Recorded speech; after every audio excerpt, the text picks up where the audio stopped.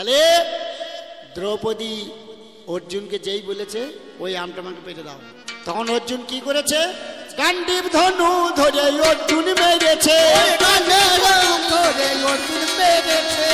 ওই আমটার দিয়ে বোটায় লেগেছে, ধরাস করে আমটা পড়ে গেছে,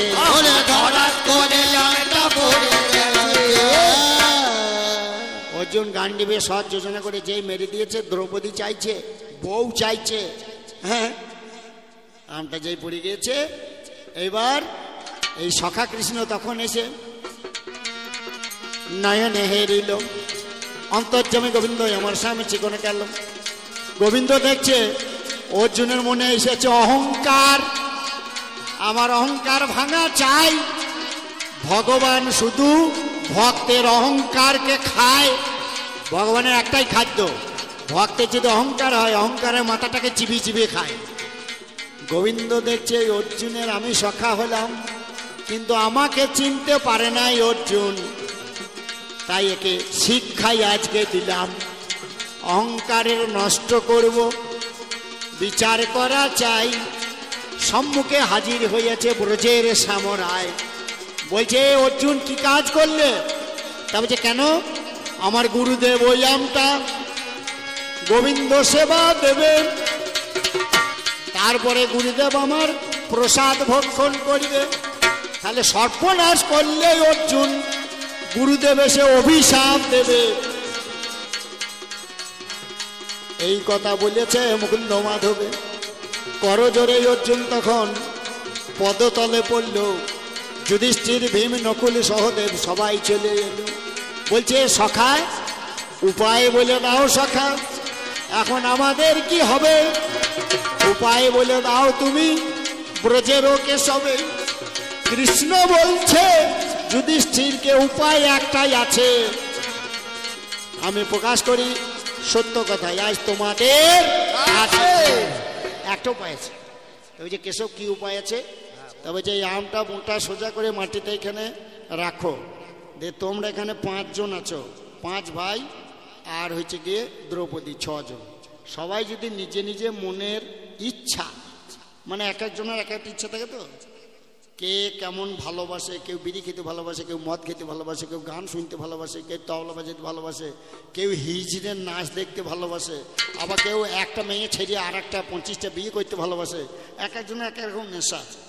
তা তোমাদের কার কি মনের নেশা, এই সত্যি কথাটা যদি ব্যক্ত করো তাহলে কিন্তু আমটা আবার গিয়ে বোঠায় লেগে যাবে। দে 5 জনা দ্রৌপদী 6 জনাকে দাঁড় করিয়েছে। এই প্রথমেই পালা যুধিষ্ঠিরে। ওই যে যুধিষ্ঠির বলো তুমি কি চাও? বলছে তোমার ওই পদ প্রান্তে যেদিন আমি রব, তোমার ওই পদ প্রান্তে যেদিন আমি রব, আমি ভক্ত হয়ে তোমার পদে আশ্রয় পাবো। ওরে ভক্ত হয়ে তোমার কাছে আশ্রয় পাবো, সেদিন আমার আশা মিটে যাবে, আমার আশা মিটে যাবে। ওরে শোনো তুমি মুকুন্দ মাধবে, আমার আশা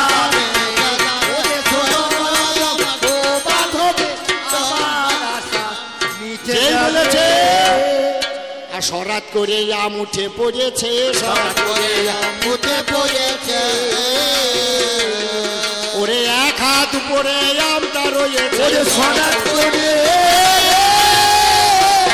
উঠে পড়েছে। যেই যুধিষ্ঠির বলেছে হে কৃষ্ণ হে গোবিন্দ তোমার পদপ্রান্তে ভক্ত হয়ে যেদিন আমি ঠাঁই পাবো আমার মনের আশা মিটে যাবে, আমি এছাড়া কিছু চাই না। সরাত করে আমি এক হাত উঠে পড়েছে। এবার মধ্যম পাণ্ডব ভীমের পালা, আমার কৃষ্ণ সুদাই বলছে বলো বলো মধ্যম পাণ্ডব বিকোদর হেথায়। ভীম বলছে কালো সোনা শোনো আমার সখা, যেদিন ওই দুর্যোধনের সঙ্গে আমার হবে দেখা, ওই কুরুক্ষেত্র রণক্ষেত্রে দুর্যোধনের সঙ্গে যেদিন আমার দেখা হবে, ওর উরু ভঙ্গ করিয়ে যেদিন আমি মাটিতে ফেলাবো, আমার মনের আশা মিটে যাবে। ও গো শোনকে সব সরাত করে আর এক হাত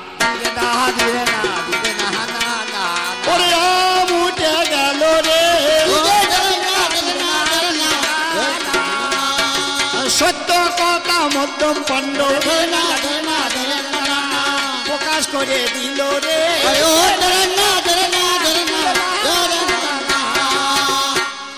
ভীম বলছে যেদিন কুরুক্ষেত্র রণক্ষেত্রে দুর্যোধনকে পাবো, ওর উরুতে গদায় আঘাত মারলে আমার মনের আশা মিটে যাবে। আম সরাত করে আবার আঘাত দিয়েছে, এবার অর্জুনের পালা।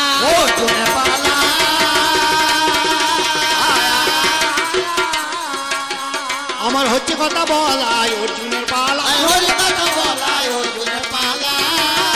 অর্জুন তোমার মনের কথা বলো অর্জুন, আমার কইছে রসময়। অর্জুন বলছে হে সখা, দৈরথ সমরে যদি আমি কর্ণকে পাই, কর্ণকে দৈরথ সমরে ওকে বধ করে আমার মনের আশা মেটাবো।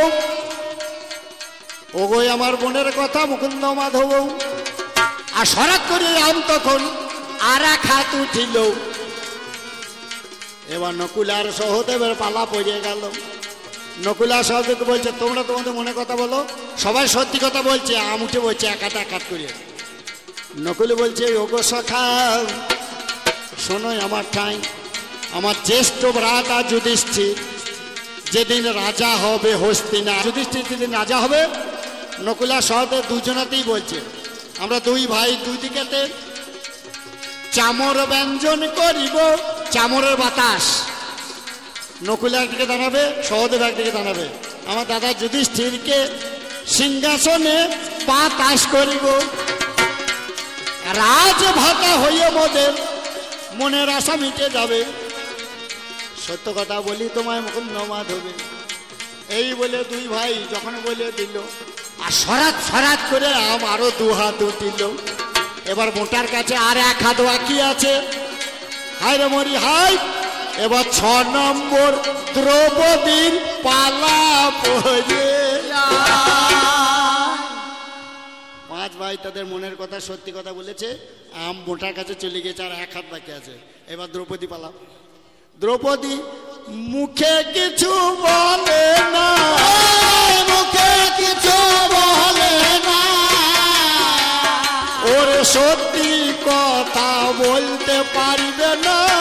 মুখে কিছু বলে না, সত্যি কথা বলতে পারবে না, মুখে কিছু বলে না।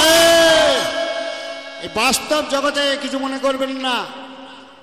কোনো মেয়েকে কোনো ছেলে বোকা যে বিয়ের পরে বলবে, আমার মাথায় হাত দিয়ে বললো তোমার আয় বলতে কারোর সঙ্গে কিছু ছিল না, যে বোকা সেই বলবে।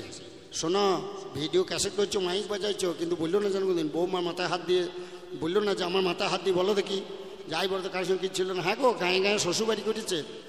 হ্যাঁ, তা হচ্ছে খুব ভালো ছেলে, সে বোকা। কোনো মেয়ে আয় বলতে যদি কিছু থাকে তার স্বামীর কাছে বলবে, সে দেখবে আমার স্বামী মরে মরুক, আমি বিধবা হই, সত্যি কথা বলা যাবে না। সে বলবে না না তোমার জন্যই অপেক্ষা করে বসেছিলাম, আর কারোর সঙ্গে কিছু করিনি। এ দ্রৌপদী চুপ করে আছে, বলছে না। এবার ভীম তখন গদা তুলেছে, মুখে কিছু বলে না। ভীম তখন গদা তুলেছে, মুখে কিছু বলে না। গদার বাড়িতে তোমাকে সোজা করে দেবো। আমরা 5 ভাই সবাই সত্যি কথা বললাম বলে আমটা উঠে গেল, তাহলে তুমি বলছো না কেন? ও তো সত্যি কথা বলতে এবার ওর মুখে লাগছে, বলবে কি করে?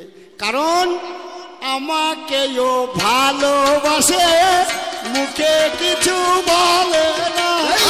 আমাকেও ভালোবাসে, মুখে কিছু বলে না। এই কথাটা বলতে হবে, কারণ দ্রৌপদী মনে মনে আমাকে ভালোবাসে। তাহলে এই কথাটা বললে তবে আম উঠবে, তাহলে কিন্তু উঠবে না। হ্যাঁ, দ্রৌপদী বলতে পারছে না, তাহলে কৃষ্ণ আছে, পঞ্চ পাণ্ডব আছে, কিন্তু ভগবান অন্তর্যামী হরি ও তো সব জানে যে দ্রৌপদী কাজ বলা করাবো, আর এদের অর্জুনদের অহংকারটা ভাঙবো। দ্রৌপদী বলছে না, এবার দ্রৌপদী মিথ্যা কথা বলতে বাধ্য হয়েছে। কি করে বলে?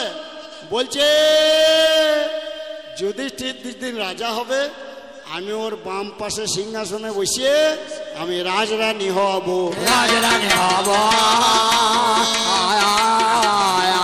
আমার মনের আশা মিটিয়ে নেব, রাজরানী হব গো। যেই বলেছে, যেই দ্রৌপদী বলেছে, আর ধরাস করে আম পড়ে গিয়েছে, ধরাস করে আম পড়ে গিয়েছে, অবাক হয়ে যায় রে। তাহলে মিথ্যা কথা বলেছে দ্রৌপদী, আমার বলছে রসময় রে।